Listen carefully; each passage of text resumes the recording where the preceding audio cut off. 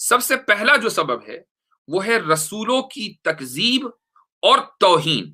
رسولوں کی تکذیب اور توہین، اور یہ دونوں چیزیں بہت اہم ہیں، آج کے کانٹیکس میں بہت اہم ہے. قرآن کریم کا اگر آپ نے مطالعہ کیا ہے اور آپ نے سیرت پڑھی ہے، آپ نے انبیاء کے واقعات سنے ہیں، تو آپ کو یہ ساری چیزیں معلوم ہوں گی کہ حضرت نوح علیہ السلام کے زمانے میں طوفان آیا کہ ان کی قوم غرق ہو کر رہ گئی، چند لوگ بچے. وہ طوفان کیوں آیا؟ وہ اس لیے آیا کہ انہوں نے حضرت نوح علیہ السلام کی تکذیب بھی کی، توہین بھی کی، یعنی ان کا انکار بھی کیا اور ان کی توہین بھی کی، عذاب آ گیا. ایسے ہی حضرت موسیٰ علیہ السلام کی توہین اور تکذیب کی گئی ایک قوم کے ذریعے مصر میں، تو اللہ تعالیٰ نے طرح طرح کے عذاب میں ان کو مبتلا کیا.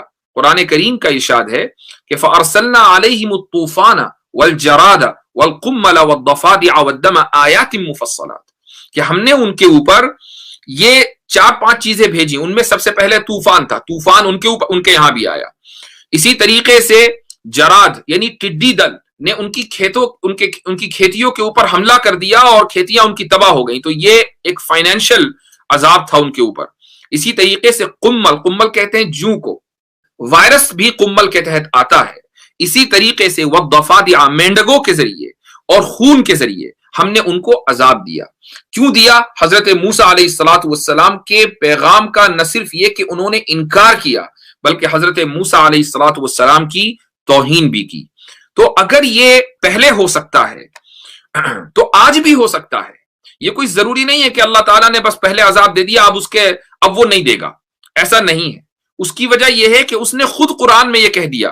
آپ قرآن کریم کی اس آیت کو دیکھیے، جب آپ ایک موضوع کی ساری آیتوں کو ایک جگہ جمع کر کے دیکھتے ہیں تو انسان کی آنکھیں کھلی رہ جاتی ہیں. اللہ تعالیٰ کہتا ہے کہ أَفَأَمِنَ الَّذِينَ مَكَرُوا السَّيِّئَاتِ أَن يَخْسِفَ اللَّهُ بِهِمُ الْأَرْضَ أَوْ يَأْتِيَهُمُ الْعَذَابُ مِنْ حَيْثُ لَا يَشْعُرُونَ، کہ جو لوگ آج برائیاں پلاٹ کر رہے ہیں، برائیاں صرف کر نہیں رہے ہیں بلکہ اس کو پھیلا رہے ہیں، اس کی پلاننگ کر رہے ہیں، مکر السیئات، کیا وہ اس بات سے محفوظ ہو گئے، مامون ہو گئے، اپنے آپ کو محفوظ سمجھنے لگے کہ اب اللہ تعالیٰ ان کو زمین میں نہیں دھسائے گا، یا وہ اپنے آپ کو محفوظ سمجھنے لگے کہ اب ان کے اوپر عذاب نہیں آئے گا؟ ان کے اوپر عذاب ایسی جگہ سے آئے گا کہ جہاں سے ان کو کبھی احساس بھی نہیں ہوگا کہ عذاب آ سکتا ہے.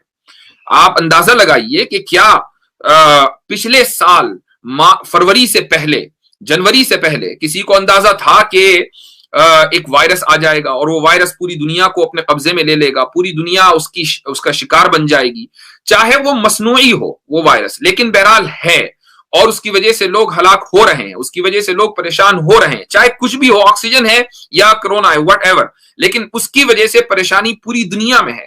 آج سے 1.5 سال پہلے بڑے بڑے لوگوں کو جو پوری دنیا کے حالات کے اوپر نگاہ رکھتے ہیں، نظر رکھتے ہیں، ان کو بھی یہ اندازہ نہیں تھا.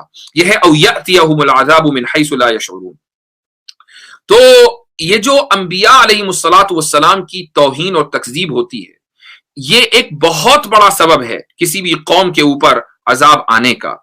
تو آپ دیکھیں آج کے دور میں صرف نبی کریم صلی اللہ علیہ وسلم کی نہیں بلکہ دوسرے انبیاء کی، چاہے وہ حضرت عیسیٰ ہوں، حضرت موسیٰ ہوں اور دوسرے انبیاء علیہم السلام ہوں، لیکن سب سے زیادہ جس نبی اور رسول کی توہین اس دنیا میں کی جا رہی ہے وہ ہے نبی کریم صلی اللہ علیہ وسلم کی ذات اقدس. آپ دیکھیں کہ یہ اس وقت انڈیا کی صورتحال، ابھی 2 مہینے سے نبی کریم صلی اللہ علیہ وسلم کی شان میں گستاخی کا جو ریکارڈ قائم کیا ہے لوگوں نے، وہ اس سے پہلے کبھی سنا نہیں گیا تھا.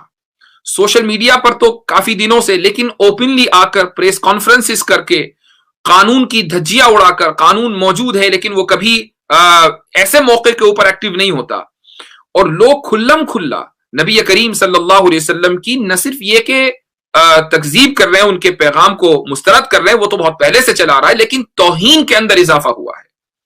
جب توہین کے اندر اضافہ ہوگا انبیاء کی، تو پھر عذاب کے اندر بھی اضافہ ہوگا. اب کوئی یہ کہہ سکتا ہے کہ نہیں، بہت سارے لوگ تو مغربی ممالک میں بھی توہین کرتے چلے آئے ہیں، ان کو تو عذاب نہیں ہوا. تو اس کا جواب یہ ہے کہ یہ ماننا کہ ان کو عذاب نہیں ہوا یہ بھی غلط ہے. آپ اگر کرونا کو عذاب خداوندی مانتے ہیں، اور میں مانتا ہوں، میں سمجھتا ہوں، اس لیے کہ میں نے پہلے ہی کہا کہ عذاب کے لیے آسمان سے نازل ہونا ضروری نہیں ہے، بلکہ انسانوں کی بنائی ہوئی اور پروڈیوس کی ہوئی بیماریاں بھی خدا کی طرف سے عذاب ہو سکتی ہے، میں شروع میں کہہ چکا ہوں۔ تو اس عذاب کا شکار اٹلی بھی ہوا ہے، اس عذاب کا شکار فرانس بھی ہوا ہے، اس عذاب کا شکار امریکہ بھی ہوا ہے، بڑے بڑے طاقتور ممالک ہوئے ہیں، اور بہت سے لوگ کہ جو اس بیماری کو یعنی انبیاء علیہ الصلوۃ والسلام کی شان میں گستاخی کو پھیلانے کے مرتکب ہیں، یہ ضروری نہیں ہے کہ وہ مریں، یہ ضروری نہیں ہے کہ ان کو ابھی عذاب ہو۔ میں پہلے ہی بتا چکا کہ عذاب کے 3 طریقے ہیں، بعض مرتبہ نقد ہوتا ہے، بعض مرتبہ تھوڑا تاخیر سے ہوتا ہے، اور بعض مرتبہ اللہ تعالیٰ کی تدبیر سے ہوتا ہے، یعنی اچانک ہوتا ہے لیکن کچھ دیر کے بعد۔ تو اگر آج عذاب نہیں ہے کسی قوم کو یا کسی علاقے میں، تو یہ ضروری نہیں ہے کہ وہ کل بھی نہیں ہوگا۔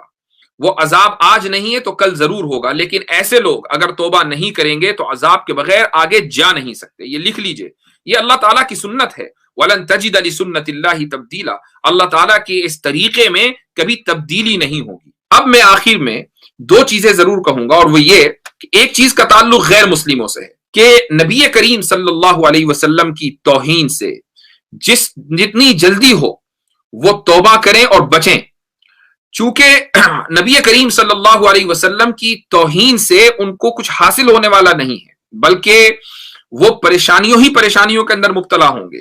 چاہے بہت سے لوگ میری اس بات کو ایز اے جوک لے لیں، لیکن حقیقت یہی ہے، اور اس کی وجہ یہ ہے کہ نبی کریم صلی اللہ علیہ وسلم عذاب کے لیے ایک ڈھال ہیں۔ اللہ تعالیٰ کا ارشاد ہے کہ وَمَا كَانَ اللَّهُ لِيُعَذِّبَهُمْ وَأَنْتَ فِيهِمْ، اے محمد صلی اللہ علیہ وسلم، اللہ تعالیٰ ان کو عذاب نہیں دے گا جبکہ آپ ان میں موجود ہو۔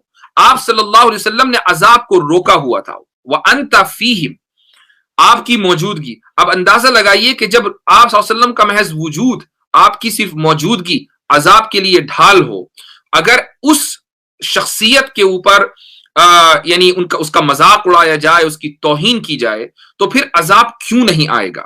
تو جتنے بھی غیر مسلم ہیں اگر وہ میری بات سن رہے ہیں تو ان کو اس چیز سے بچنا چاہیے، چونکہ اللہ تعالیٰ کی جو محبوب شخصیات ہوتی ہیں جب ان کی توہین ہوتی ہے تو اللہ تعالیٰ کا پھر غصہ سامنے آتا ہے۔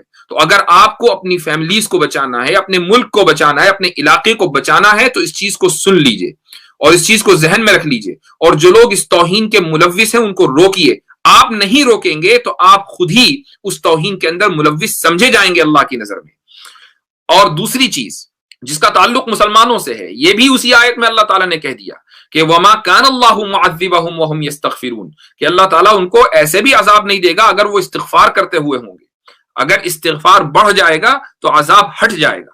تو ہمارا مسئلہ یہ ہے کہ ہم نے ابھی استغفار کا راستہ اپنایا ہی نہیں، اور استغفار کا مطلب یہ نہیں ہے کہ ہم تسبیح کے دانوں پر استغفر اللہ پڑھ لیں، وہ بھی ہے، لیکن استغفار میں گناہ کا ترک کرنا بھی شامل ہے۔ میں نے جو اسباب بیان کیے ہیں کم سے کم ہم ان کے اوپر غور کریں کہ کیا ہماری وجہ سے ہم کسی اخلاقی برائی میں تو ملوث نہیں، ہم نمازیں پڑھ رہے ہیں، زکوٰۃ دے رہے ہیں یا نہیں،